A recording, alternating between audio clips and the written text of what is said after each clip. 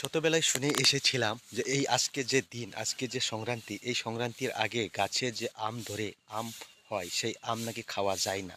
আর যদি এই আজকে যে সংক্রান্তি, এই দিনে পার হওয়ার আগে যদি আম খেয়ে থাকি, তাহলে নাকি মুখে ঘা হয়, গলা ফুলে যায়, গলাগন্ধ রোগ হয়, আরও কত কিছু রোগ হয়। আসলে এই কথা কতটুকু সত্য জানি না, তবে আগেকার মানুষগুলা এই নিয়ম পালন করে আসছে, আর এখনকার লোক যারা পালন করে কিনা জানি না। কারণ আমি নিজেও এখন পর্যন্ত আম খেয়ে দেখিনি, আর আগেও খাই নাই। হয়তো আগামীকাল পহেলা বৈশাখ, আজকাল সংক্রান্তি, আগামীকালকে থেকে হয়তো আম খাবো। কিন্তু আসলে বিষয়টা কতটুকু সত্য জানি না।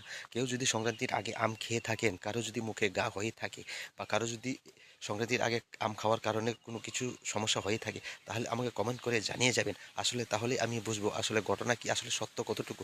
আসলে তাহলে কি আসলে সত্য, আর না না সত্য না হলে কি আসলে কি এটা কি কুসংস্কার কিনা, সেটাই আমি জানবো আর কিনা। সকলকে অসংখ্য ধন্যবাদ পাশে থাকার জন্য।